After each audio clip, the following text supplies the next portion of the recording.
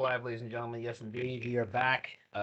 Sorry for the delay, but we are here and we are now. So, thank you very much for joining me here on Talk Live, live on IG and YouTube. Like, subscribe, comment on the road to 1,000 subscribers. Sponsored by Duntalk, DUNTALK.com. Spring Summer Line coming soon. I have it on good authority. It is coming soon, ladies and gentlemen. So, but let's get right into this, ladies and gentlemen.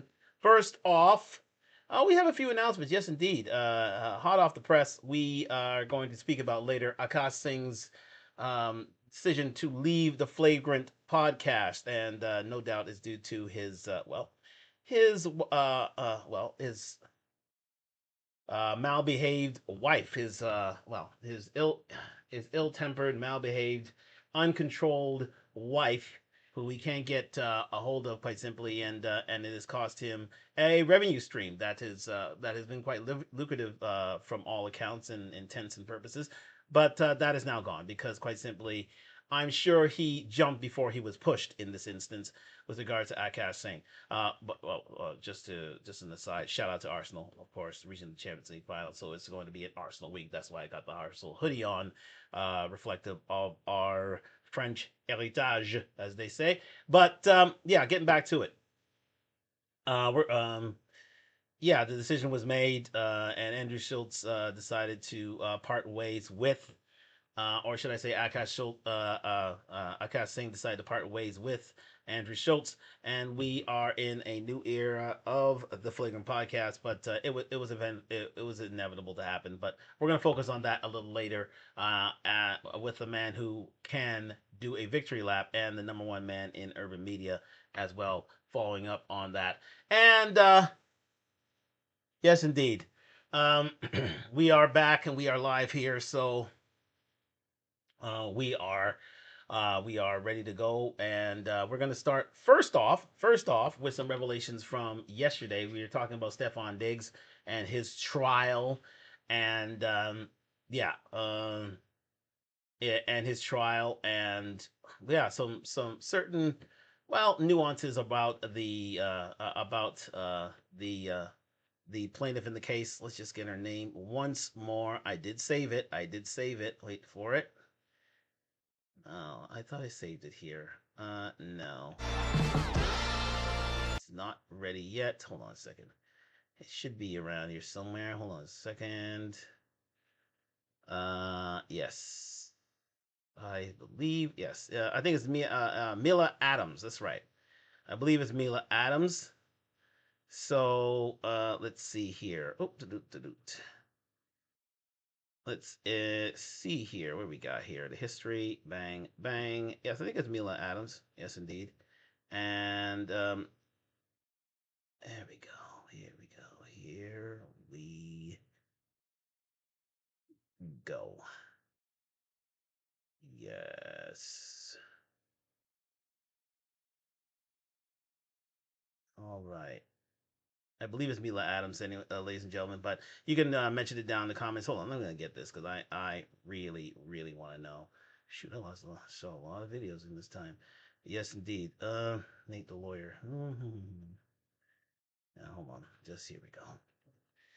Because this is just getting a little bit.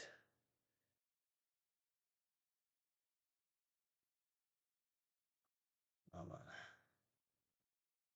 Yes, indeed. There we go. I just want to get her name. There we go. Thank you. And Stefon Diggs is in trouble with the lawyer privilege. Mila Adams. That's what I thought. I thought it was Mila Adams. So yes, indeed, it was Mila Adams who was the plaintiff in this case. And she's over 40. Not to say that that's a bad thing necessarily, but we're gonna find out more about her through the one and only king of urban media, as ordained by the one and only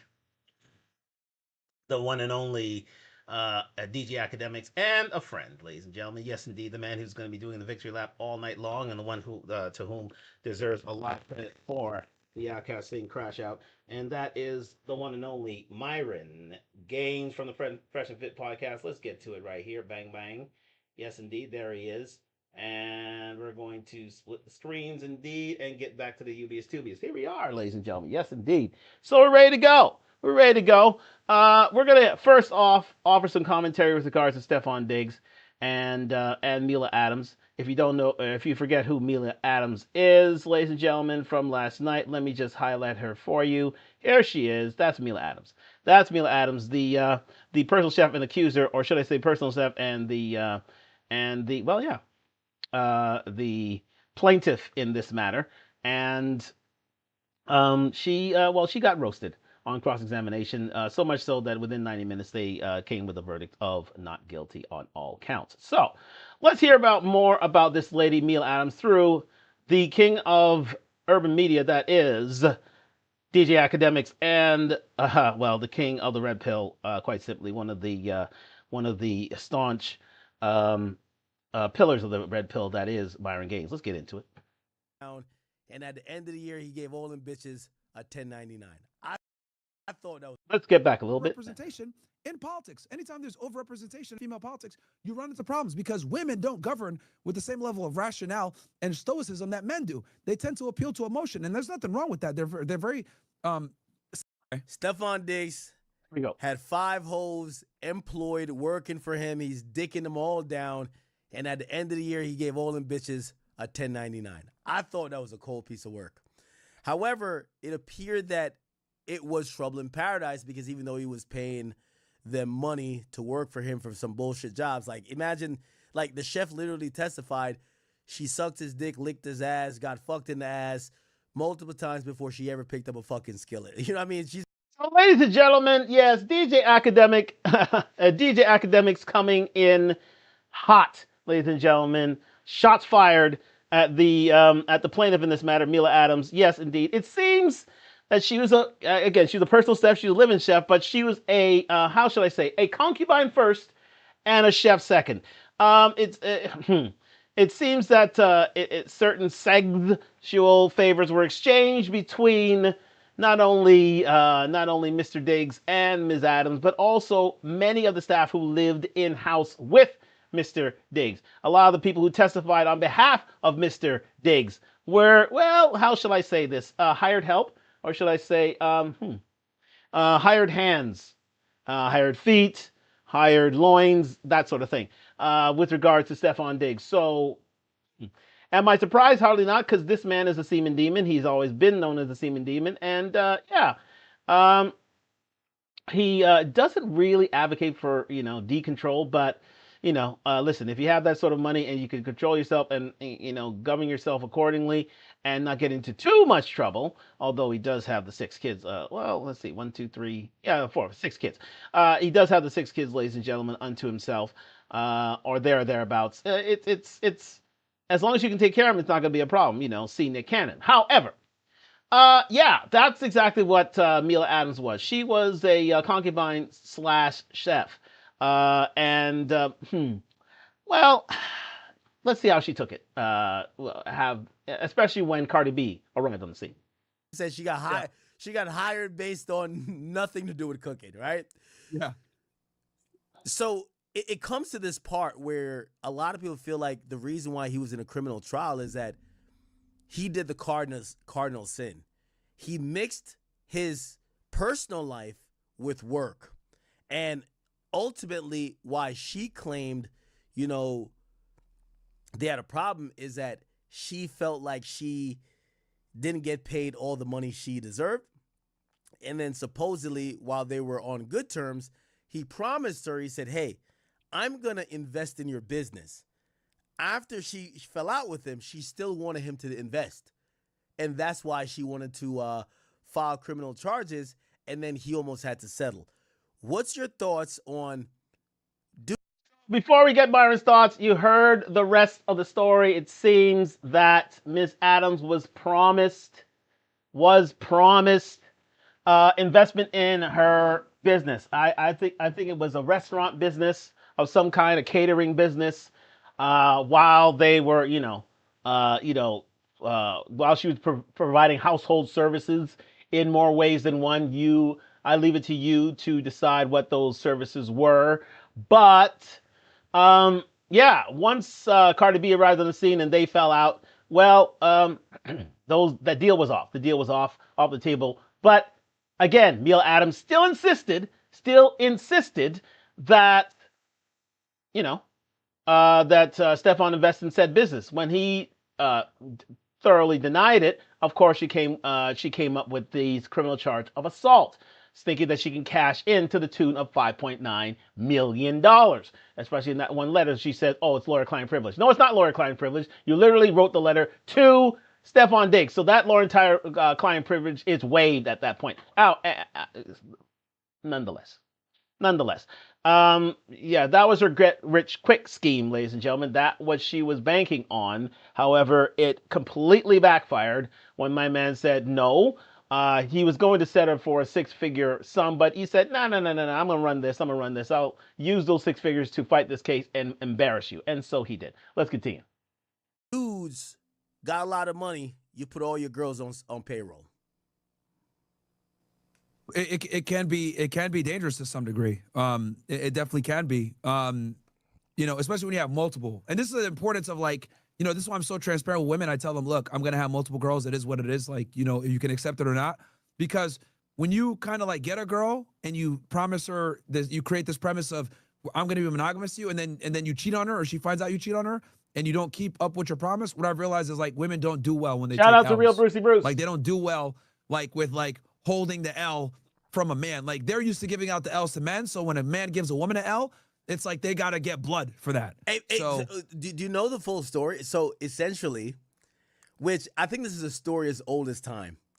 The woman that's the chef, she allegations. These are all allegations. DJ Academics has good authority about these things, so you can't take it as truth. But these are, how shall I say this?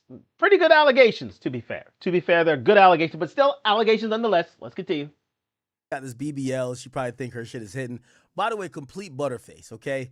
Yep. She must be good at making butter beans because she definitely had a butterface, right? So she don't look that good. She's in her 40s, okay? By the way, they also testified in court she was trash at cooking too. They said she was making him dried up hot dogs. She was like, yo, she said one time, she was like, yo, she was like, what does the chef make? Dried up hot dog, left it on the counter, no nothing. So, listen, she wasn't really good at that. No, she was not good at her job. It seems that she was more a concubine than a personal chef. Again, dried up hot dogs, ladies and gentlemen. She could hardly cook a thing. Listen. What she was cooking was in her BBL, quite simply. And that's as far as her culinary expertise went, quite simply. So, she was a terrible cook. As DJ Academy said, there is testimony to the fact that this lady was awful in the kitchen. Awful. She burnt toast. Can't boil water. Lucky she can microwave a hot dog, that sort of thing. She was there simply for her, how should I say, blue expertise in the blue zone, as they say. Let me see. Her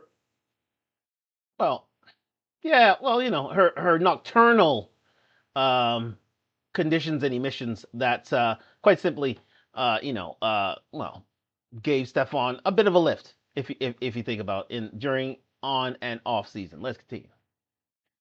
Anyway, let me break the scenario down. He hires kind of an assistant, doesn't call her an assistant. He's fucking her. Her name's Lindsay. She's a younger, more attractive girl than the chef. The chef feels entitled. Why? The chef is the only worker he's fucking that's living in the house. So she gets to live in the house. Everybody else doesn't live in the house. What happens? Other than his actual girlfriend, Cardi B, she's moving around like she's the queen bee. I'm the boss. I live in the house. You other bitches, he might fuck you, but you don't live in the house. What happens is she wants to go to Miami because she's done the greatest thing ever. I call her a bottom bitch. I'm going to tell you why. She befriends Cardi B. Cardi B doesn't know she's getting cracked. Cardi B just thinks she's a happy-go-lucky chef, and she ignores, Cardi B used to work in a strip club. So Cardi B ignores the fact that I look at it and say, if your chef has a BBL, red flag. You know what I mean? Yeah. Facts. Red fucking flag. You know what I mean? Yo, What does that have to do with the fucking job? You get what I'm saying? Yeah. So Okay, so before he goes on with the story, it seemed, and you know what? This links up to her testimony when she was talking about, being able to have, open door privileges with regards to Stefon Diggs. Like she can just walk into his room unannounced and just sleep wherever she wanted. Slept in the house. She was a house bottom B, quite simply. She was the house concubine who thought that she was the resident wife and that she had control of Stefon's deed, quite simply, especially when he was in Massachusetts. So it links up that way because she went on the stand to testify the fact that she had door privileges to Stefon's room. She didn't have to knock. She didn't have to announce. She could just walk in. Because again, according to these allegations lodged by DJ Academics, well, she did a little more, a few more favors than cooking, if you know what I mean, with Stefon Diggs. So that links up with her story, and younger assistants or the assistant that took the stand, her chief of staff, that because again, she had privileges in terms of driving this car. Don't be surprised if the chief of staff allegedly had said privileges as well. She imagine she was part of the escapades, as they say, within the house. So you had Amila, you had the chief of staff, you had the younger personal assistant. All of them were getting allegedly deed down by Stefon Diggs. Because remember, he's a semen dean. This man has 6 kids around. He has got Cardi B. He can't get enough P. He cannot get enough. Cannot get enough. Allegedly, he cannot get enough. However, did he abuse Mila Adams? No. The only thing he abused is that P that she thought would bring her riches, fame, glory, and potentially a wifehood. But that never did happen. Let's continue. I say red flag, but for whatever reason, she becomes friends with Cardi B. She's fucking him. She's friends with Cardi B. The dude is going to Art Basel in Miami. You're in Miami. And apparently the other girl he's fucking, because this is what happens when you have multiple girls. When they realize you have a favorite, they bring you the secrets of the favorite. Hey, did you know she's talking shit about you? Yo, Myron. Yep. Oh, that's your favorite girl? You know she told this other person that da-da-da-da-da-da makes you untrustworthy. So the other girl comes in and says, yo, your older girl, the chef that lives at your house, she been telling your baby mama about all the dick you've been slanging. So she tells the girl, you can't come with me to Art Basel. The girl had matching outfits ready to match with Cardi B. She thinks she's going to whatever. After she gets shut down from that, she gets extremely upset. Hey, I'm done working for you. You've been disrespecting me. Just pay me for the whole season. I'll leave. You don't value me. Stefon Diggs walks in the room, allegedly, gets upset and said, bitch, you know you ain't going nowhere. She claims he puts hands on her. She claims that it turns into a situation. This is why he beat the case. His birthday was coming up. She still gave him a birthday gift after the ass whooping. Also, she supposedly was either contemplating or was in the process of making a police report. She's seen it in her room because thank God for cameras. You got to have cameras with these. She's over here dancing like throwing that BBL in a circle.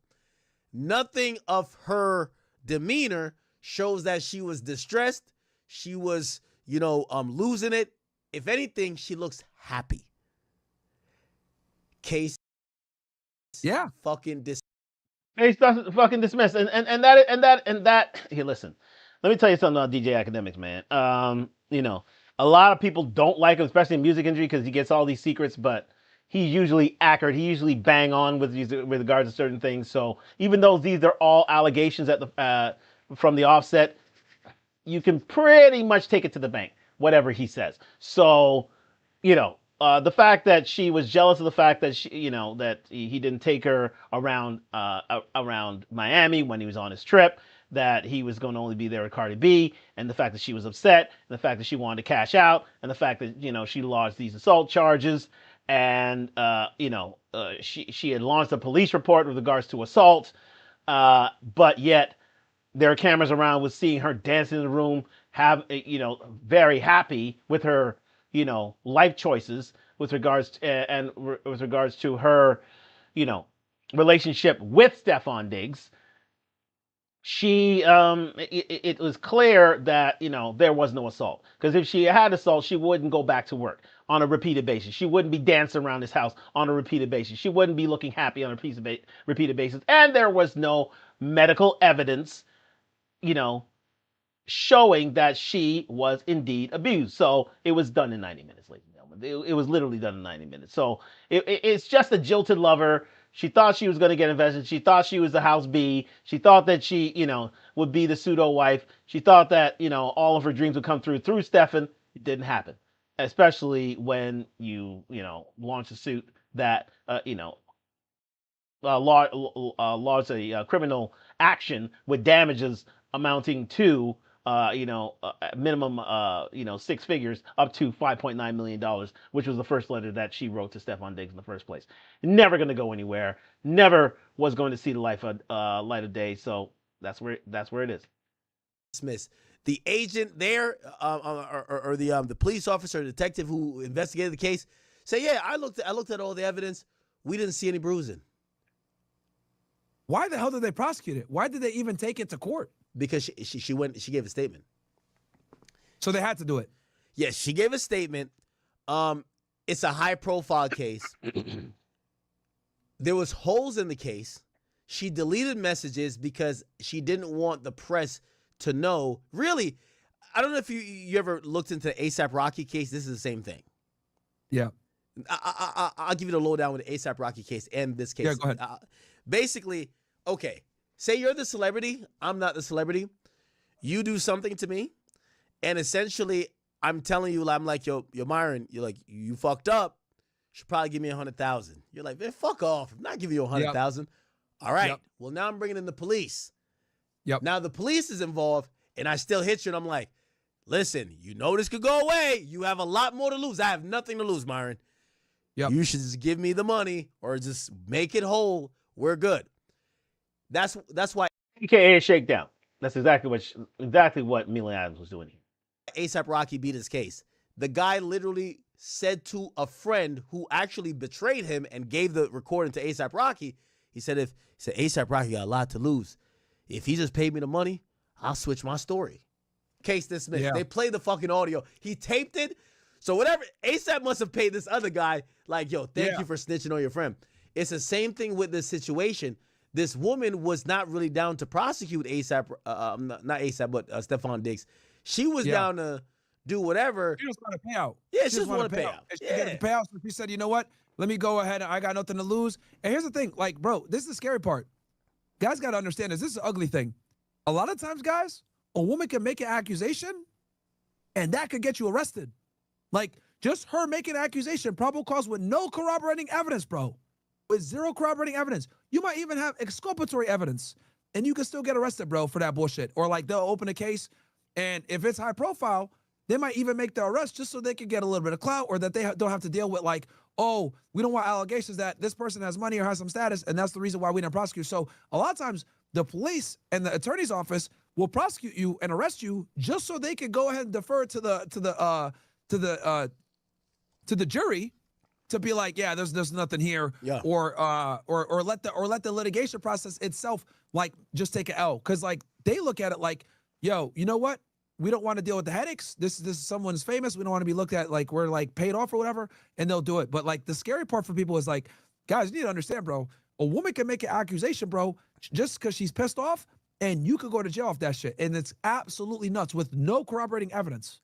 So there you go, ladies and gentlemen. That's exactly what happened to Stefon Diggs. She just threw an accusation out there saying assault, and it was just on a statement. It was literally a statement.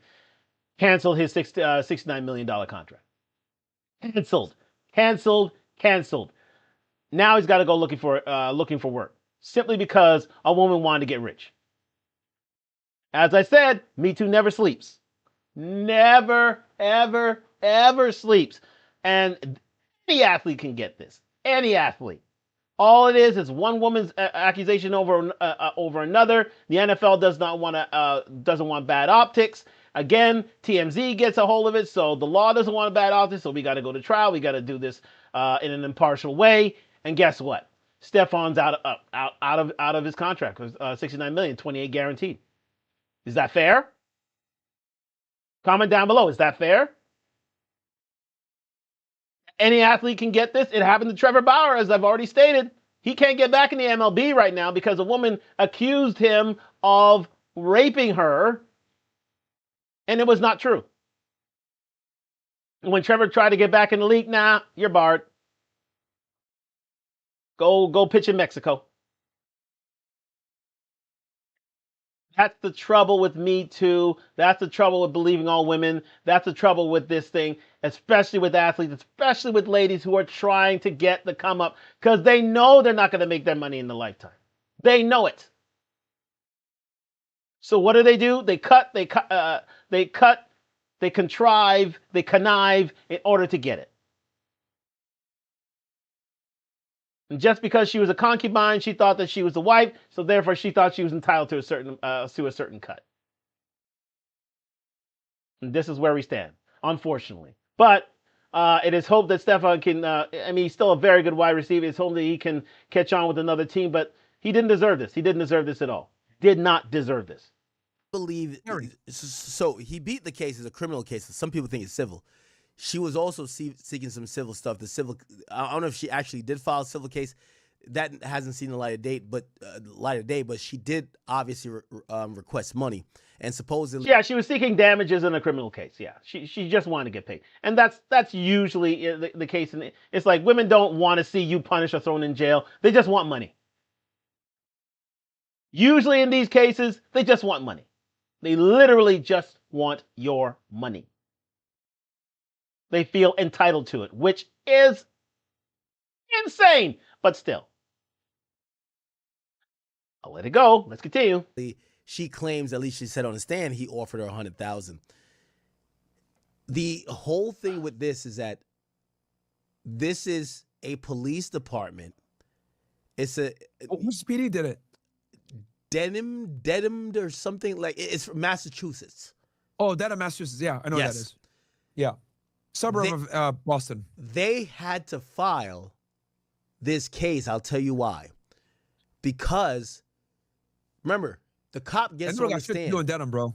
They got nothing to do over there. Yo, the cop got on the stand and said, we didn't have much evidence. The thing is that she made the statement, and once it got public, TMZ is picking it up. And TMZ picked it up. They linked the NFL to it. So now they were going to be looked at as, oh, you're the police department who's kind of sweeping this under the rug because this is a famous football player from your state.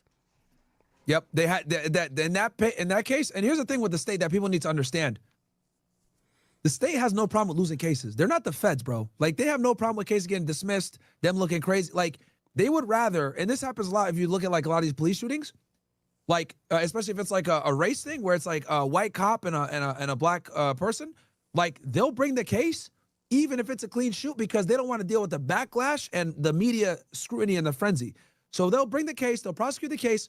They don't care about losing it. The district attorney's office doesn't care about losing it. The detective doesn't care about losing it. They'll just go and they'll deal with it so they can like kind of push the buck. So the detective is like, all right, I'm going to do the case. And I'm going to push it to the state attorney's office, and then they can decline. State attorney's office gets it, like, oh, we got to prosecute. It's in the news now. They prosecute. They indict. After they indict, then they're like, all right, let's go ahead and take this thing to trial. Or if it gets destroyed in a preliminary hearing or it doesn't even make it to, indictment or whatever, we do a probable cause arrest. So they will just do it a lot of times just to absolve themselves of the responsibility of the investigation. Hey, so Okay, so there you go, ladies and gentlemen. So that's why Corey Holcomb was so worried about this lawsuit from Christina Payne. He knew that his level of fame still attracted TMZ. And once TMZ on your case, then you know it's going to go through the court system. It's going to go there. It's going to go there. And believe me, this suit by Anton Daniels, on behalf of the family of Miss Daniels, it's not exactly in his name. It's in the name of his daughter and his wife. Believe me, that's gonna be prosecuted to the full level of law. That's why I'm saying Corey Holcomb's fitting to lose a lot of money going forward, especially when TMZ's done the case. Again, you have Sean Hawley, who was affiliated with regards to with regards to the Tory Lanez case and Megan Thee Stallion. Anyways, so that's why Corey Holcomb was so worried, and he was bickering. He said, "Oh, this conglomerate's trying to take me down." Well, exactly, because he knows they're going to try. The evidence is out there, and they will take him down. So here again, when TMZ grabbed the hold of the Stefon Diggs case, yes, now we have a whole issue with regards to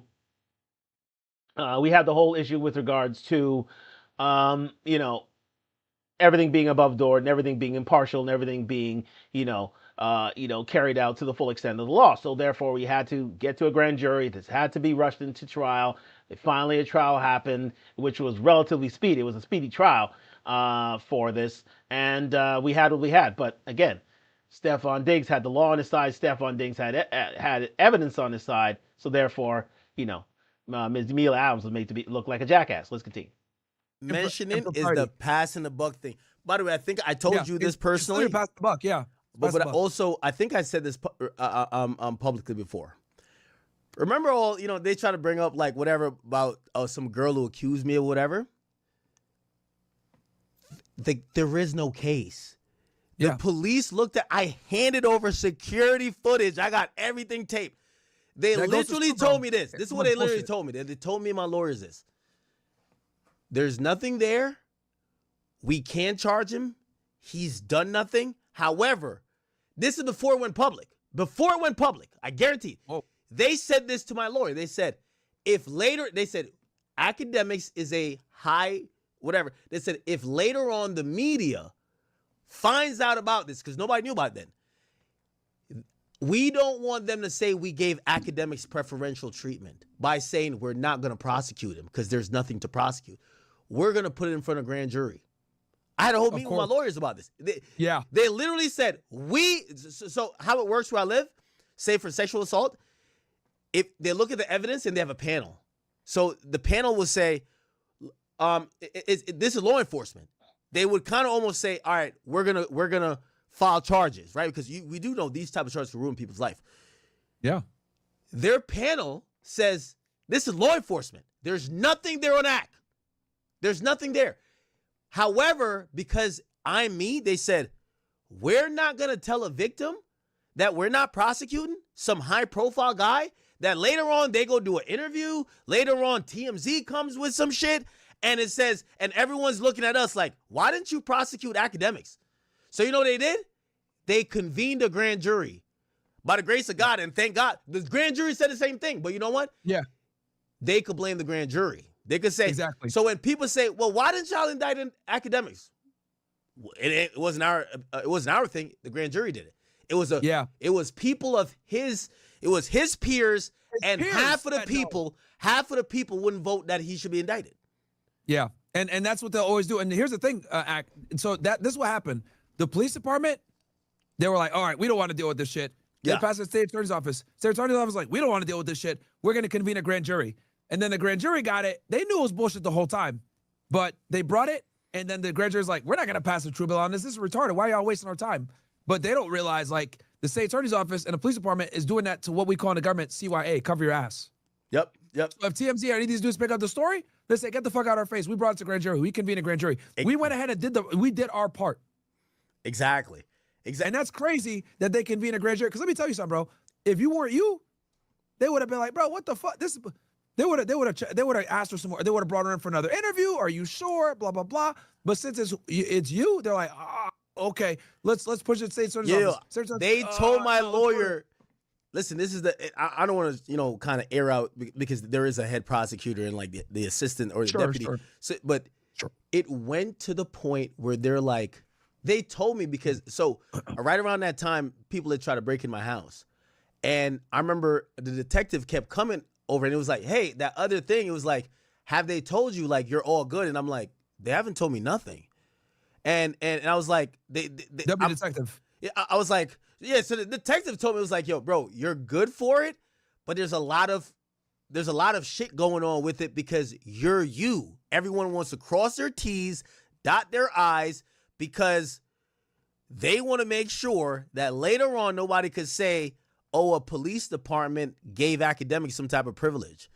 And at that point, I was just like, yo, what the fuck? But like, it turned out okay. But you get to realize that's how law enforcement works, right? Like you want to pass the buck. You know what I mean? It's like, you've been if we bring it on the Fed level, yeah, you're right. Okay, just before we get into Myron's issue, yeah, I mean, listen, the police and the DA's office, the district attorney's office, they wanted to look above board, and so and look impartial, and making sure that that she was able to have a fair trial with regards to this, and that's the reason why things were carried out to this level of a trial. Usually, this wouldn't see a light of day if there aren't any prior history of abuse, if there isn't any medical records at all. This wouldn't see the light of day. But because it was Stefon Diggs, because he's a high-profile athlete within the region, they are going to bring this to trial because they have to look official, they have to look above board, as they did with DJ Academic's case with regards to his SA. The SA action against him. But again, as DJ Academics did, as Stefon Diggs did, he had video cameras throughout the house to cover his own behind. So when it came to trial, it was a fait accompli. This should have never seen the light of day. The only problem was celebrity. Celebrity was the problem. If this was Joe Schmo, this wouldn't have seen the light of day. She would have been brought in for questioning again, and again, they realized that this case is going nowhere. However, in this instance, this action had to go somewhere because of the celebrity slant. Let's continue. Write a criminal complaint. If that shit is complete bullshit, it's all on you. But once you get an indictment by a grand jury, it's like, okay, we're good, right? Like, I'm pretty sure AUSA, if it's like, okay, this is just signed by Myron Gaines, they're like, all right, cool, like. Well, here's the thing with the feds, bro. AUSA is not even gonna. You're not even gonna bother to draft up a criminal complaint unless the AUSA tells you to do it. Like the feds, I was explaining this earlier on my stream because I don't know if you saw. There's a big drug bust in LA going on right now. Really? Right? About what? Huge, yeah. Like hundreds of agents. They like MacArthur Parkway or Operation MacArthur is what it's called. MacArthur Park? I've heard about MacArthur that. Park. They did That's a big where raid, Whack bro. 100 be over there banging, like throwing up all them signs. Yeah, bro. The DEA just hit that shit. They're getting fentanyl. What? They arrested like 16, 20 people. Yeah, bro. It's breaking news all over the place. Literally like an hour or two ago, I was talking about it with the DEA. Yo, free But, like, with Whack. the feds, Hopefully bro, nothing happened. No, he didn't pick him up. I saw who they arrested. It was all a bunch of like the two main people were Hispanics, a chick and her boyfriend.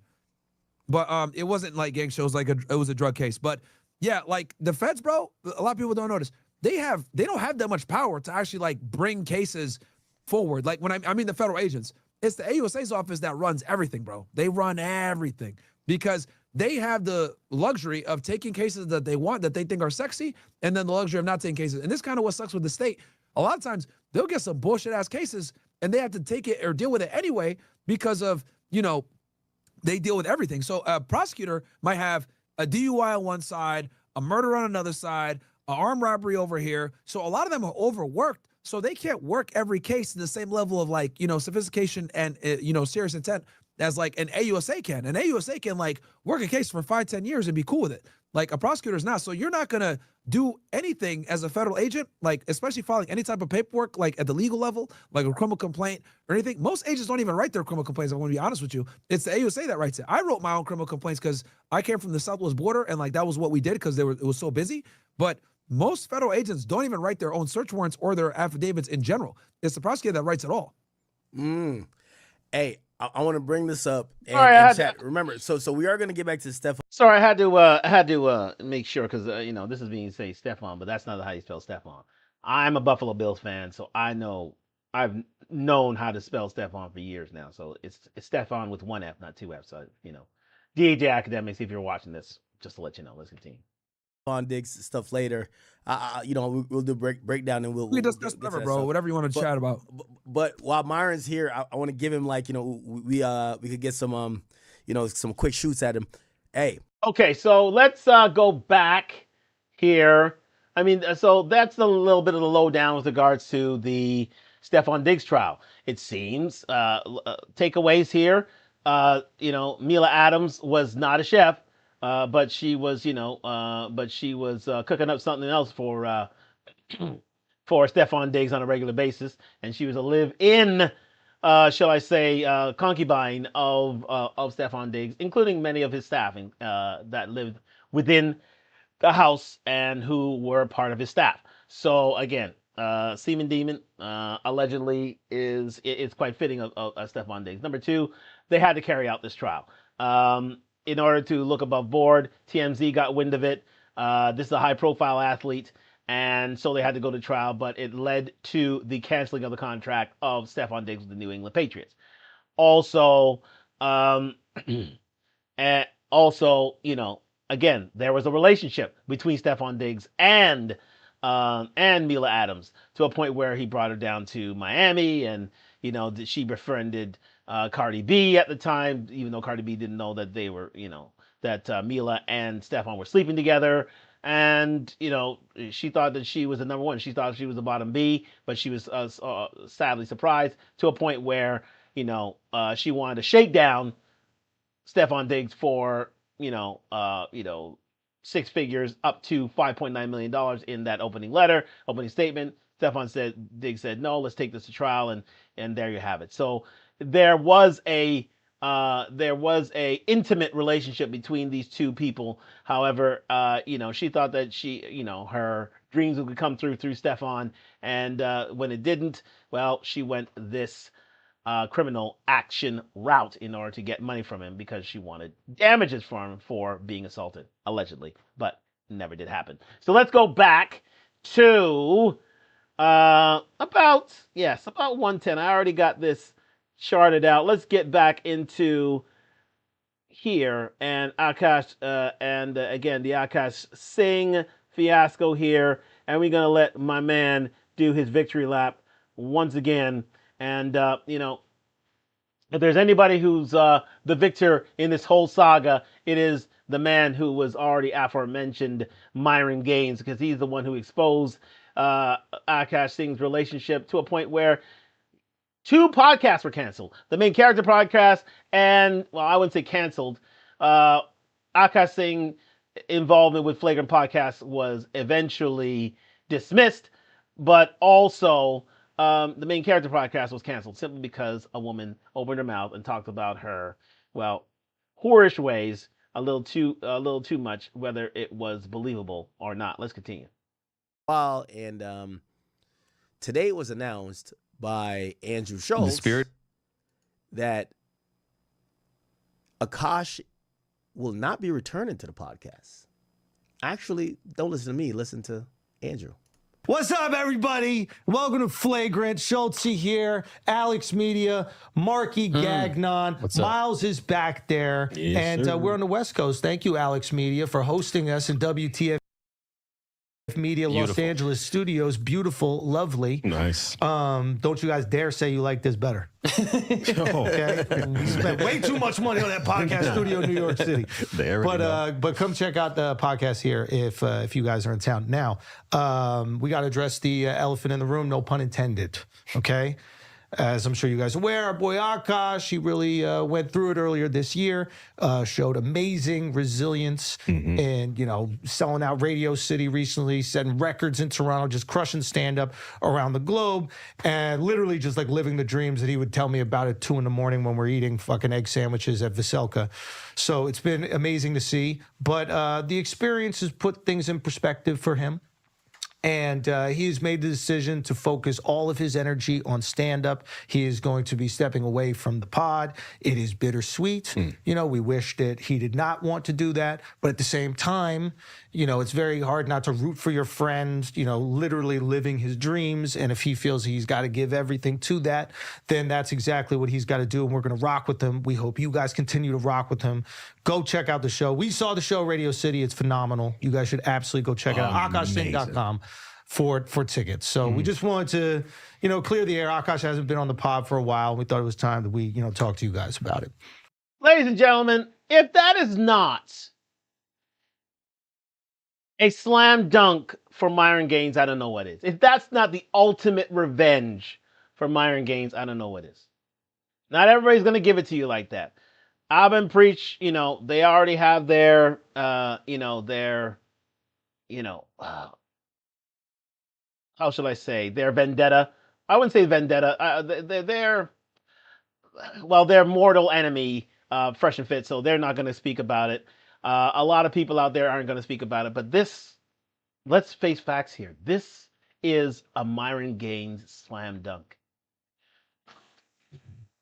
He took down Kamala Harris, part of the takedown to Kamala Harris during her presidential campaign, and now he's taken down Akaash Singh's participation from the Flagrant podcast and killed, literally, kiboshed the main character podcast, his wife's podcast as well. That is not a victory lap for Seth. I mean, listen, at the end of the day, Jasleen Singh did it to herself. She talked way too crazy about certain alleged exploits, within college or without. We tend to believe that, and it literally killed, an income stream for Akaash Singh. He could still do his comedy, still out there doing his thing. I'm thinking he's doing it to mainly Indian audiences. I would think also, well, listen, I think he's the new age Russell Peters. Russell Peters has been running the game for years. Now Akaash Singh is stepping into that space, and I think that's why he sold out in Toronto, because quite simply, Indians are everywhere here, quite simply.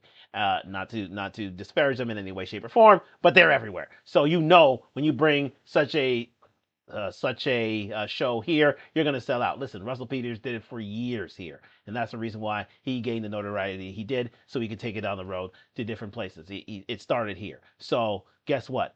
That's the reason why he said in Toronto he sold out, because listen, you can sell out here. There is a huge Indian population within the greater Toronto area. So guess what? That's going to happen. However, it's a slam dunk for Myron. It is the ultimate revenge for Fresh. I would say more so Myron than Fresh and Fit in and of itself. But again, from a man who, acted holier than thou, to have a woman who literally embarrassed him at every beck and call and wrecked the income revenue stream. Shout out to Myron Gaines. Yes, indeed. Take your victory lap, dear sir. Let's continue. Mm-hmm. Thoughts, boys? It's bittersweet because this is my brother. I love him. All right, let's move on here. I was here day one of this. Let's continue.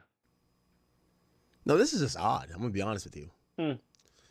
I think Flagrant's not telling us exactly what went on. They did a good job of saying, hey, pretty much he's not gonna be on a podcast anymore, but the guy's not dead. Right? Like, if they're acting like he died. Like, he didn't die. He spent, years on a podcast, and he can't come on the podcast to give a goodbye episode? Like, come on. Something's up. Something stinks. I don't know what it is. You know what it stinks? Well, I'm not going to go there. But an Akaash appearance anywhere in podcasting is the death knell. It is a red flag. He can't do it anymore. Because anytime he's on a podcast, he's going to get flamed. The only time that he can tell his story without hearing any retribution or any sort of backlash is through his stand-up. There are no comments. There's no one flaming him. There's no one, there's no viewerships there just to literally take him down. He can go out there, tell his jokes, do his thing without fear of recrimination from anyone within the manosphere or anyone who are in earshot or eyeshot of Jasleen Singh, or should I say Lady Sid Jasleen, within her, her chat and within her, sheer emasculation of one Akaash Singh, which is amazing he's still with her. But anyways, the only way he's going to get out of it is through divorce. I've already stated that, but he ain't going to do it because, well, he's too simpish to do it anyway. So let's continue. I wouldn't do a podcast for 4 or 5 years, and I'm alive and well, And I just stopped coming to the podcast, and I don't even do one final episode with the boys. If you have no problem with the boys, do one final episode. And even to those audience, because I ain't gonna lie to you, Akaash, I remember seeing Akaash at Caroline. Akaash, thank you for inviting me. And by the way, he always invited me when he did shows in Jersey. He did some shows in New Brunswick too. And I really appreciated him for that.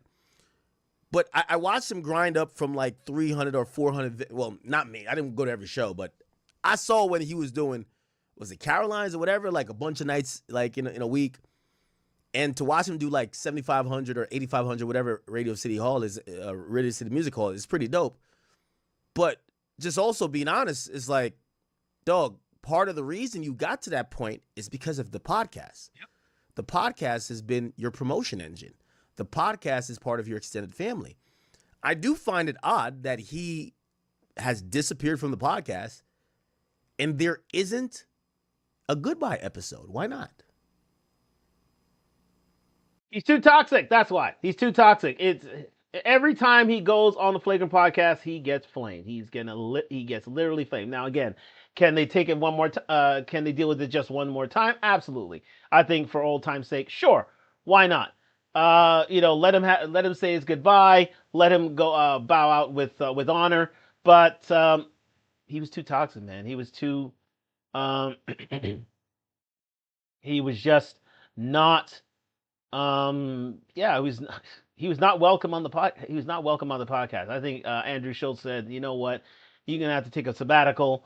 And after that Christmas episode, he realized that, yo, man, this I can't deal with this. I can't deal. We're just gonna run with it.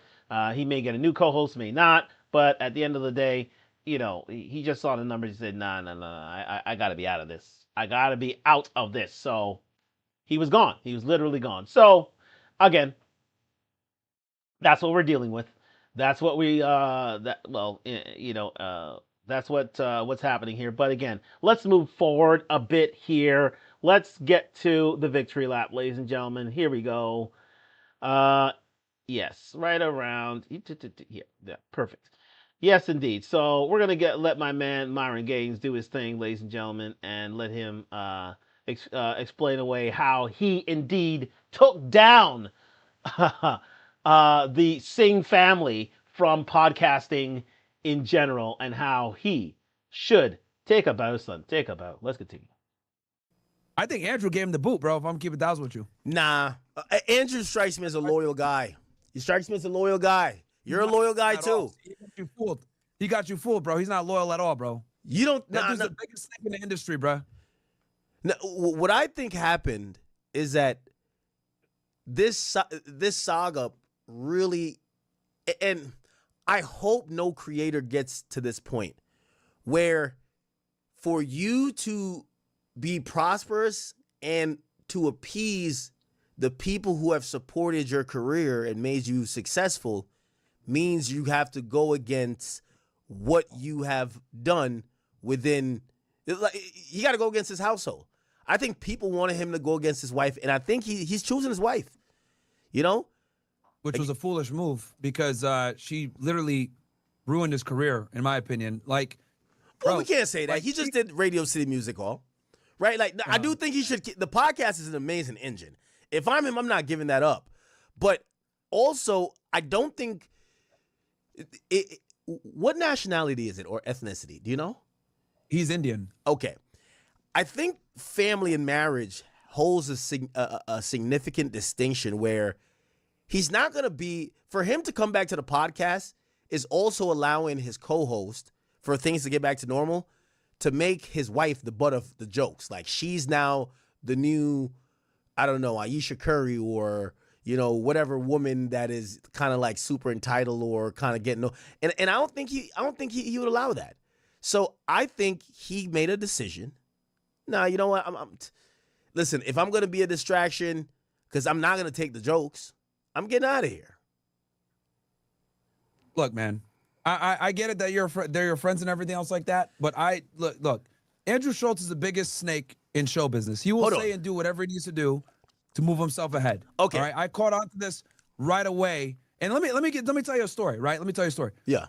So we went ahead and did a show, right? And he tried to, shame us for the whole, oh, you guys said these things about black people, blah, blah, blah, all this other stuff, right? When him and Akaash have all made jokes about black people, right? Trying to like virtue signal, whatever. And there's some liberals out of New York. After we did the show, after we did the show, he said, oh, do you want us to put it out, bro? You guys look kind of bad, blah, blah. I was like, no, we didn't look bad, bro. We don't mind. Like, put it out. They cut out a part where, who's the dumb black dude that works with them? I forget his name. Whatever, he's irrelevant. But the dude with the dreads or whatever, the dude that paints his fingernails, the soy boy. Alex. His name is Alex. Okay. He said some bullshit about like, oh, you teach guys to manipulate women. And then I like completely like obliterate him. I said, no, we teach guys how to not get manipulated by women so they understand female nature, whatever, right? Because he tried to say like game is like manipulating women or whatever. Andrew cut that entire part out of the fucking podcast, by the way. Cut that whole part out because I made him look like an idiot, right? Because he was there trying to like press me about the whole racist thing. Meanwhile, that dude dates, I think he's married to like a white chick, by the way. But that's a whole other thing. Big hypocrite. After the interview dropped, I said, yo, before we left, I said, Andrew, can we put clips on our channel? He said, yeah, no problem. I was like, cool. So I put him in touch with like my clip guy, or made a chat. We posted one of the clips. Bro, he calls my fucking clip guy and he sends like a fucking scathing ass message, pissed as fuck. Like I saw a whole other side of him. Mad as hell. What are you guys doing posting this clip, blah, blah, blah, all this other stuff. You guys can't do it. I was like, yo, we got permission from you. Who? Andrew Schultz. Really? Oh, I didn't know that. That's what I'm trying to tell you, bro. Yo, niggas don't know. Like, this dude's a fucking fraud. He's the biggest snake ever. He puts out one side. And let me tell you how I know this. Let me tell you how I know this. I dealt with people like him when I was on a job, okay? I knew a lot of agents, a lot of criminals that operated the way he did, where they put one face to you, right? Or one face out there publicly, and then they put another face when the rubber meets the road, right? They will say and do what they need to do to move ahead. So I know a lot of successful agents that were that way that I worked with, and then I also knew a lot of criminals that were that way when I'd interview them, where they would do what they need to do, right? They'll look like the biggest boss ever, but they'd be snitching all the time. So I noticed that immediately when I was like dealing with him. I was like, okay, this guy will say and do whatever he needs to do to get ahead in life, and that's fine. Like a lot of successful people are like that, but don't fucking sit here and pretend to be, the moral authority or to be authentic or to be a good guy or whatever. Like he's a very slimy individual. Let me ask you this question. You didn't know that, look at how shocked you are by what I told you about that story. That's exactly what I'm trying to say. Okay, so this is what I do think I know. And by the way, I do love. I rock heavily with Akaash and also Schultz. They've been nice to me. Here's the thing, though. Hey man, keep the Jeep, man. No, hold on. What I do think about like Andrew is that sweater by Myron there, Yeet the Jeep, man. That is some crazy work. That is, man. I tell you what, there's only one Myron Gaines. Let's continue. That I think Andrew's a really good guy to the people he already likes. So like from when I met him, I could tell he already fucked with me. Like I remember doing a Brilliant Idiots episode. Because you're famous, bro. Well, I think he kind of watched certain stuff I said, and he was kind of cool with like my opinion. So like when I did the show, he can gain from you. That's why he can gain from you. I always notice. I'm like he's always. Yo, I did a show with him and Charlamagne, and I felt like him and me were like more connected than even me and Charlamagne, and I knew Charlamagne more. I think he just never liked you guys, like which is interesting because that's part of podcasting too. You might bring on somebody you disagree with, but it's easy to throw somebody to the wolves when you don't like them, right? So I think at a point they were like, you know what, we're gonna kind of expose these guys a little bit, and I think that's where maybe the energy in that podcast was a bit. It felt like you took it personal because I'll ask this off top. Well, I'm asking like 5 questions, right? Do you actually feel responsible, or do you feel some remorse? I feel like everything went down. You made one clip, and it's never been the same. Do you have any remorse? Do you feel responsible? I get it. They put out an episode. Maybe they talked a little bit of shit, but do you think it was worth, everything you're seeing now? Honestly, bro, here's the thing. The reason why I went so hard at Akaash and Andrew Schultz to this day, right, and I'm going to keep going at them because they're bitch-ass niggas. The reason why is because they brought us on there to try to virtue signal about, like, us saying we don't date black women and making jokes, right? We were doing exactly what they do. When we said we don't, we're not night riders, blah, blah. It was all jokes. And they brought us in trying to shame us. And I'm like, wait, aren't you guys comedians? Isn't your podcast Flagrant? So it was like a gross like, you know, level of hypocrisy. And then they brought this other stupid nigga on with the glasses, with the fingernails. Remember, this was before he was prominent. He was a no-name back then, right? He was a no-name back then. And he's over here saying this bullshit. And it's like, okay, so y'all brought us on a girls about this shit. And it's funny because he got hit with a lot of the racist bullshit too. And here's the thing. He has to do that because he does a show with bitch-ass Charlemagne, who's a progressive, right? I don't care. I admit this shit. I'm openly racist. I don't give a fuck what anyone says. I make fun of blacks. I make fun of Indians. Hoodie in stores, by the way, yeet the jeet. Like, which, by the way, we yeeted that Akaash nigga jeet. Get out of here, right? So I'm Again, crazy work by Myron Gaines. Holy shit. racist towards everybody. Like, I make my jokes, and these guys, like, oh, bro, what the hell's going on? How is it that I am more based than the comedians? That doesn't make sense. That doesn't make sense. Yeah, I thought they, you know, I think they thought it was a easy. Hey, I'll let's go back in time. Sure, go I ahead. remember when I had you guys on, you know, well, I've always done you guys' show, and you guys have done my podcast whenever. And remember we did Brittany Renner around, like, you know, but you guys were so new to the conversation of, like, you know, maybe podcasts outside of the manosphere realm. And I remember, I think Fresh was like, hey, Ak, well, could you help us get on to some of these platforms? I think I could say this now. I remember Vlad was, you know, married to. He said hell no. Yeah, Vlad was married to a black woman. His wife said no. Oh. His wife said, fuck no. Happy wife, happy life. You didn't notice? So I didn't know. Because here's the thing with Vlad. I knew after the Kevin Samuels interview. Vlad only fucks black girls. Straight up. Only, like, okay. He is devout. Okay. So well, he's Jewish too. So that's like another thing that he's gonna have an issue with me. Cause like no. He'll rock with the Jewish stuff, but his wife, bro. When I pitched him, I'm telling you what he told me. He said, "Yo, listen." Okay. He says my wife wouldn't be into it, and you know, that's one of those things where for him that's like a hard line which he would draw. And I remember. Listen, that's stunning. Well, I wouldn't say stunning. That is that tracks. I'll say that tracks. That definitely tracks. DJ Vlad is as again, he loves his black girls. Let me say that. He does. He only dates black girls. He only sleeps with black girls. And you know, you get white guys who are like this, and once you have a black girl in your life and they know about Myron Gaines, believe it, they're gonna shut him down. Because Myron does not exactly accept the female melanin among us, to be fair and frank. I think he may have dated them in the past, but yeah, he's not a friend of the African American female or the African diaspora female in and of itself. When you call them Night Riders, that's crazy.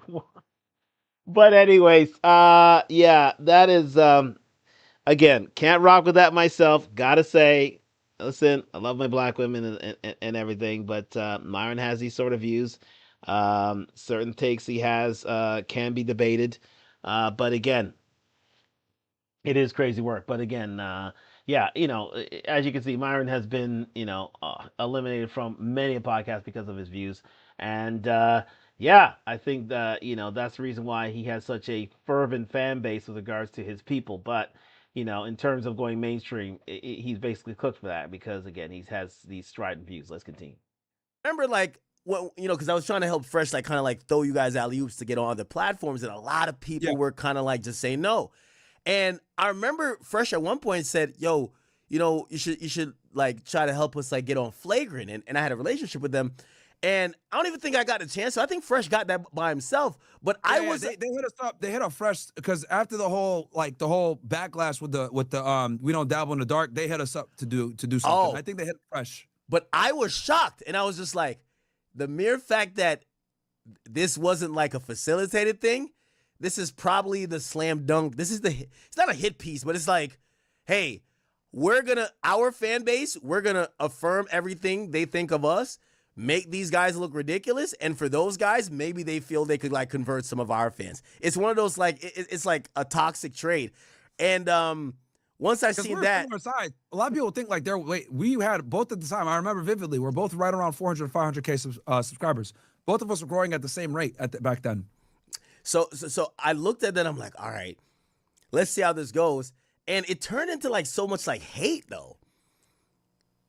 Why did you? I mean, we went in there good faith, bro. We went in there good faith, trying to have a conversation with them, and then they come in with all the racist stuff, and then this guy Akaash was just like super rude the whole time, like very dismissive, very like being. Was he very, rude or was he telling jokes? No, bro, he didn't tell any jokes at all. Watch the interview back, bro. Pull it. You can pull it up right now. We can react to it real time, and you'll see like he was being super rude, super dismissive, very being very condescending, right?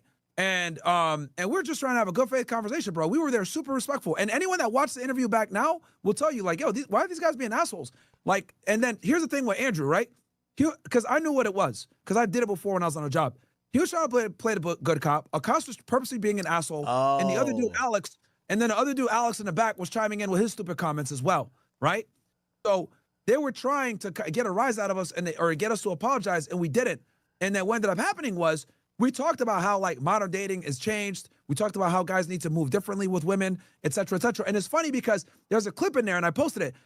Andrew Schultz literally says in there, yo, well, if we get proven wrong 10 years from now, whatever, we'll have y'all back, we'll apologize, blah, blah. And I played that shit after the shit happened because everything we said was true. It was true. Because both of them had just gotten married at the time. Both of them had, like, Akaash said, like, apparently that was his first wife. He talked about that shit. And he said and Akaash was saying, we're lames for not dating our race. That's what he tried to say. And then Andrew was like, I just got married, blah, blah. Let me ask you a question, though. So, in hindsight... So there you go, ladies and gentlemen. It was never... Fresh and Fit were brought on the show just to be made fools of, quite simply. And to virtue signal and to bring in an audience, maybe bring in Fresh and Fit's audience. And they were just there to be clowned. They were literally there to be clowned. But...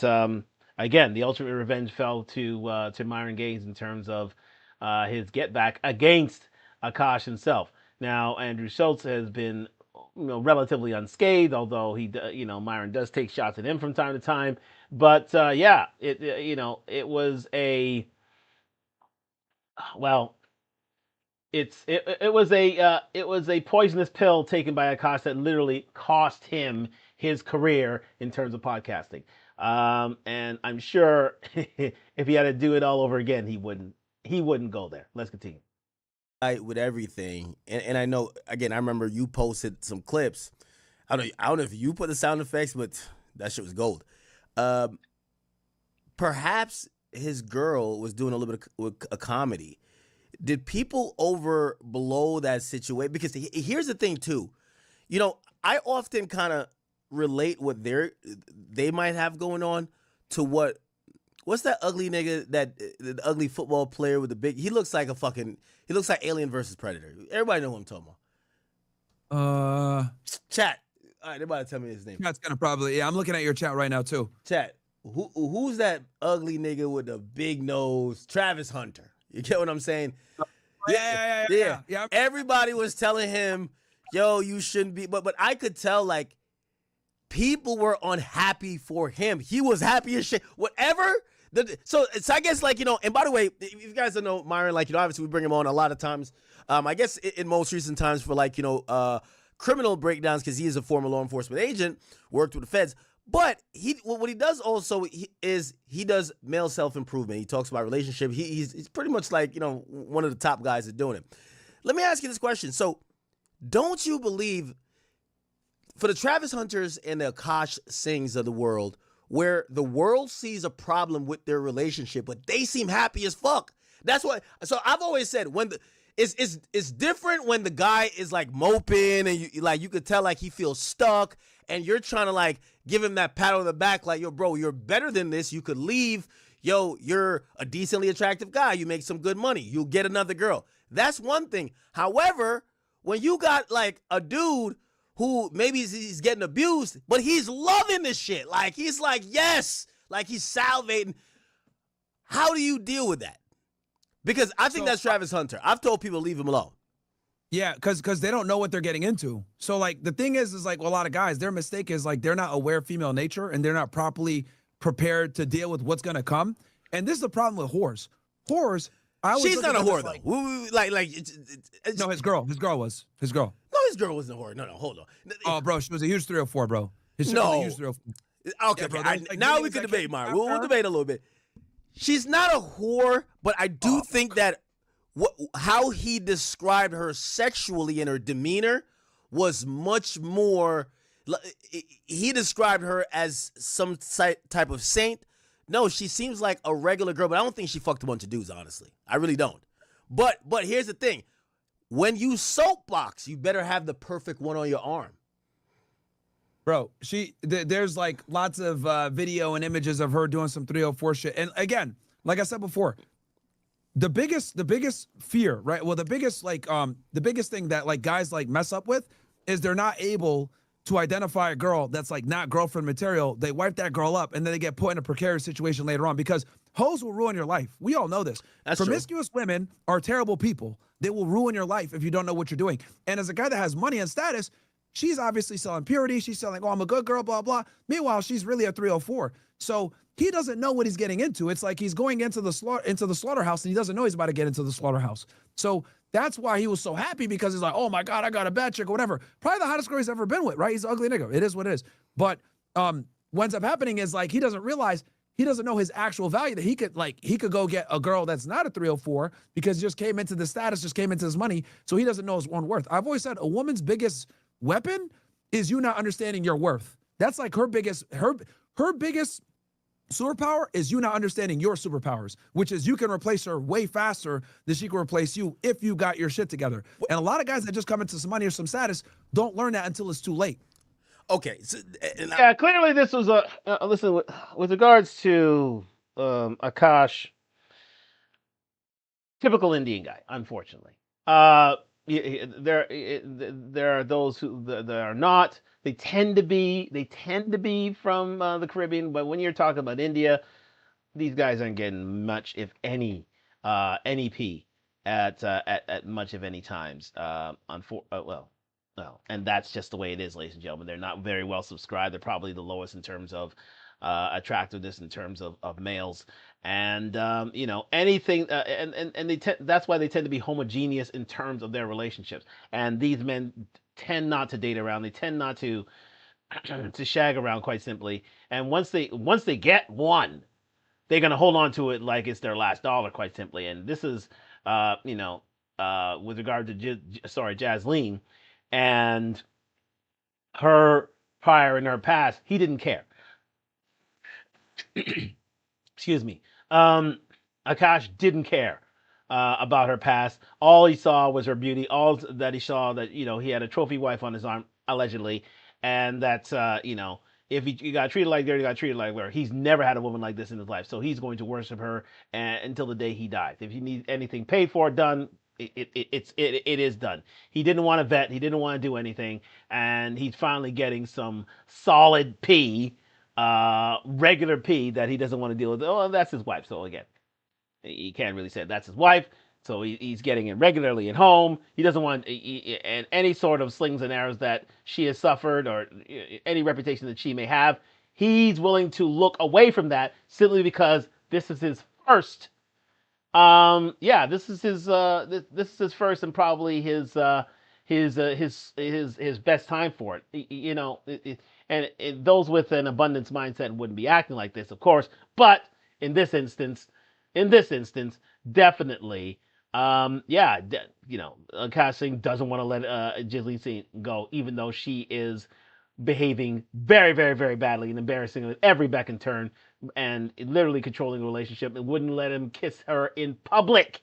That's how bad it got. So there you have it, ladies and gentlemen. The issue is clear, and he's willing to look away. Sorry, something in my eye there. He's willing to look away from a lot of her misgivings simply because he's finally getting something regular. Let's continue. I kind of still want to have this debate, and I know you have some clips. Sure. I don't think so. Here's the thing. I don't think his girl is a whore. I think that what she is what modern women are. They speak in the language of whores. They put out so much information, it becomes embarrassing. When a woman is talking about what's been put in her butthole or whatever, that's usually conversation that traditional women wouldn't have on a podcast. we got to blame Call Her Daddy. This is where I think their issue came in. She was trying to be the brown girl Call Her Daddy. Put it like this. You could have a good girl that, let's say she has a 4 body count. You're the 4th person. If she goes on there and be like, yeah, the freakiest thing I ever done was my second boyfriend, he fucked me behind the fucking Burger King dumpster. Like, the whole audience is like, this is a fucking whore. She's not a whore. It's just that the traditional outlook of women, like, women used to be like cats, right? Women are cats, dudes are dogs. You never see when the cats are doing certain behavior. These days, women brag about it. Oh, no, I did this. Hey, this guy didn't want to go down. Like, when you hear women talk about that, it's not. It doesn't mean they're having a free for all in sex. It just mean that they have adopted to the culture, that they're allowing conversation about their. Let me tell you this: women used to never discuss their sex. I watch you guys show. Like, women don't like discussing their body count. Most women, whores do, right? Or women who are so indoctrinated into the culture, they think it's something to even brag about having. Oh yeah, 10 guys fucked me. Usually women would be like, no, it's none of your business. Like those are the professional 304s, but like regular chicks will have high body counts and they'll still hide it because women understand deep down, even the biggest feminists, that their body count is going to directly affect their ability to find a higher status man for some type of real security. So like unless you're Akaash Singh, and he'll take anything as long as you got a pretty face. Let's go. Even girls that like are super promiscuous or super feminist, they'll still not admit their body count because they know that it'll limit their ability to find a guy. So with this chick, like my thing is this: he could have got something better. And then even women, like, and I get what you're saying. Look, just because a girl puts herself out in a certain way doesn't necessarily mean she's always promiscuous. I get that. I would argue that's still problematic, even if she doesn't. I agree. Because I would argue she doesn't even have to have a high body count. Let's say a girl has 3 body count, but she behaves like a 304 on the internet for attention. That's terrible, and that's still not. She's still not worth. It goes to mindset. mindset. I agree with you. And it goes to mindset, and then also like your reputation. Let's assume everything is correct. Let's assume Akaash's girl was really a virgin when she met him. Let's assume that all the stories that she said were just tall tales to get attention, get some clicks, etc. It doesn't matter. The damage is done. Even if she is a virgin, the fact that she purported herself to be in that fashion has destroyed his reputation and his credibility, because women don't understand this. This is why women need to shut the fuck up, and I really do think we need to take their rights away. And some people in your chat might get mad at me saying that. Let me tell you why I think we need to take some women's rights away. Women don't understand that when you are a 304 and you behave in a certain way, you could destroy your man's reputation, and then that's going to affect your ability to also eat as well. And if women don't lose status, right, by getting cheated on. Men do. You look at Kobe Bryant's wife. I always use her as an example. To this day, she's still respected for staying 10 toes down when that bitch made the allegation against him, right? She still gets respected to this day. Meanwhile, you look at Will Smith, legacy tarnished from Jada Pinkett Smith. So a woman can absolutely destroy a man's legacy, but a man is never going to destroy a woman's legacy because nobody cares about a woman's legacy. Nobody cares. So like, you know, if a guy cheats on a girl, she's not going to lose no status. So this is why women need to really shut the fuck up and be quiet at all times, especially if they're with a guy of some kind of status. And that's and that is the key to this whole saga, period. If Jasleen kept her mouth shut and didn't want to be the main character in their relationship, Akaash would still have his career right now. He still have his revenue steam right now. But she couldn't shut up. She needed to be the number one. And she tried to be, indeed, the Indian Call Her Daddy. She tried to be that, you know, abrasive person, that abrasive, racy, shall I say, countercultural, shall I say, blue sort of Indian lady. And let me say this. I studied in Canada. I studied in England. When these Indian girls finally get away from their parents and their family, I mean, most of them are very, very good, but some of them really rebel. And I mean really, really, really, really, really rebel to a point where, certain orifices are open. Not what you would think, but others.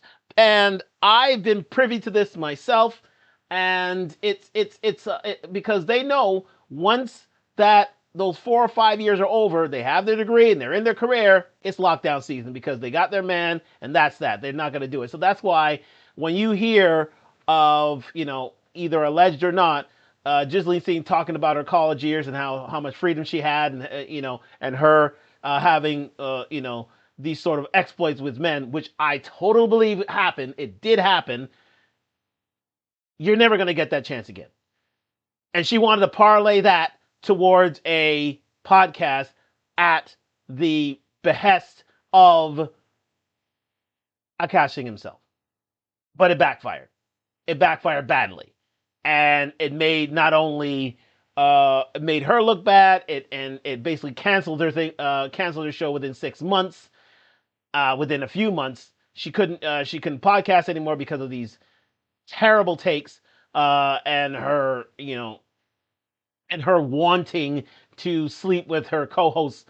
Oh my God, to wanting to sleep allegedly with her co-host. She's trying to be racy. She's trying to be again the Indian caller daddy, or it could be true. But with her putting those stories out there, it didn't bode well for her. It didn't bode well for her at all. And it emasculated him in real time. If you ever get a chance to watch that podcast when her, Jasleen's co-host's husband is on there and, they're literally talking about an orgy without Akaash being involved. He's literally holding himself. That's how badly he was treating this man.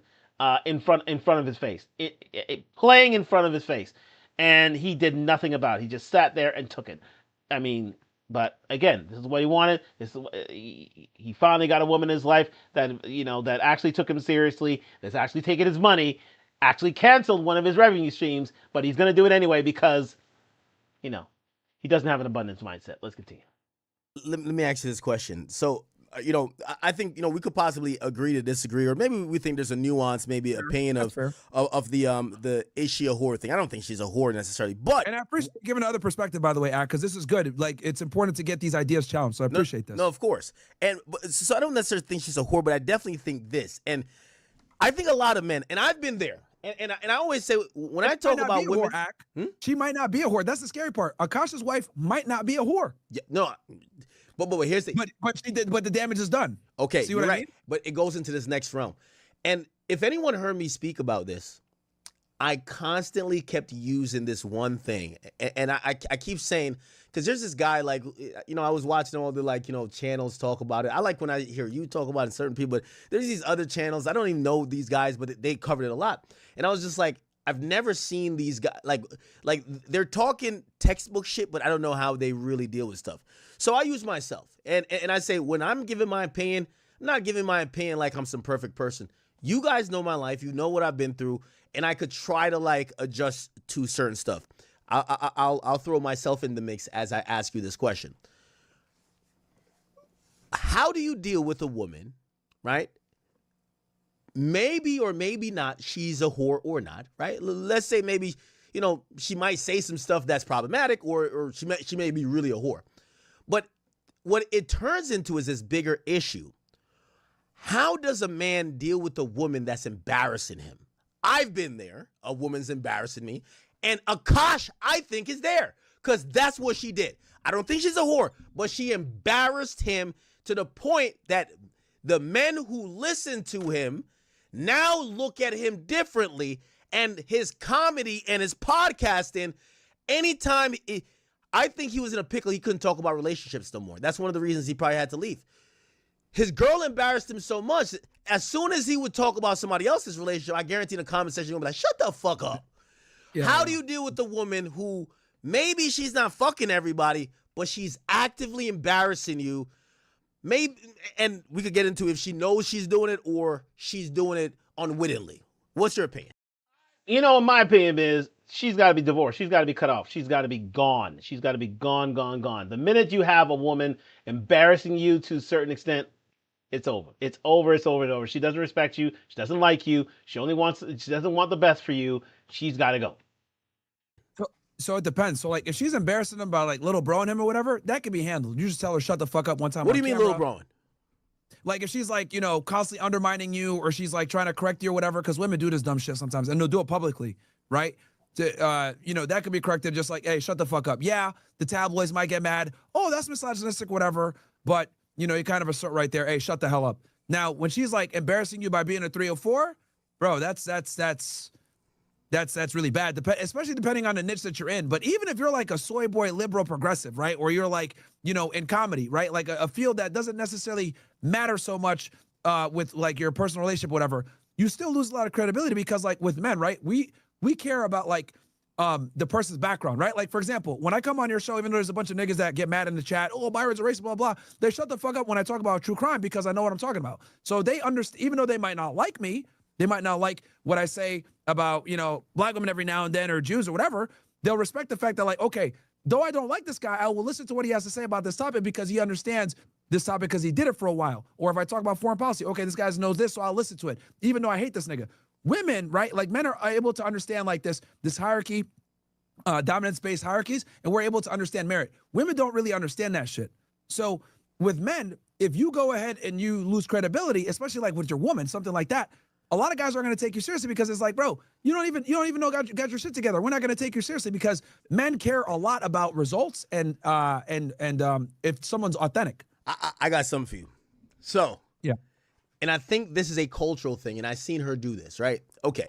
I've watched you a lot. Like, you've said, hey, listen, you won't take care of, like, some random bitch you're fucking, but, like, if you got a main girl or whatever, you'll maybe pay her rent or whatever, but it got to be a main girlfriend, right? Yeah. Which, a lot of people, like, a lot of men would be like, yeah, that's some dope shit.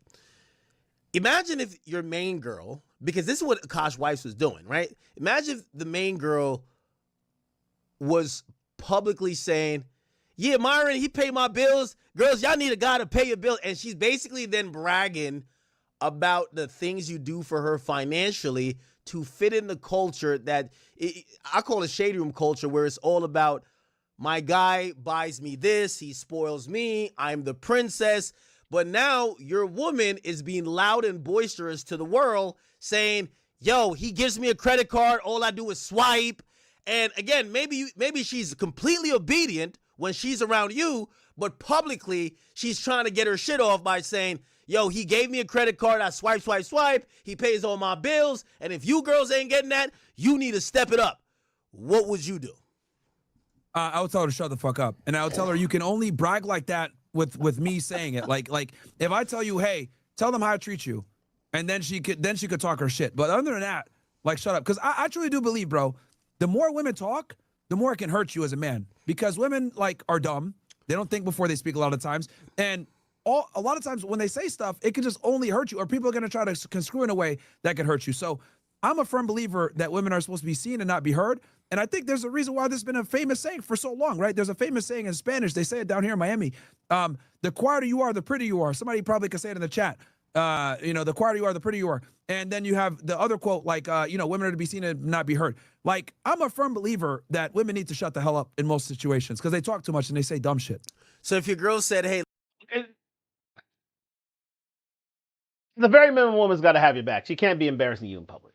The very, very minimum. They got to be having your back and can't embarrass you in public. The minute that she does, the minute that she wants to emasculate you, the minute that she wants to make an example of you, she's got to go. She's literally got to go. Or she's for recreational use only, guys. You can't have a woman embarrass you like that in public. But many men will, simply because it's their one shot at a relationship, or it's their one shot at regular P. It's a shame, but it's true. You can't really, deal with and tolerate that sort of behavior. She's got to go. Listen, well, Myron, you're doing a new show. I'm getting a podcast. I'm getting a podcast with my girl.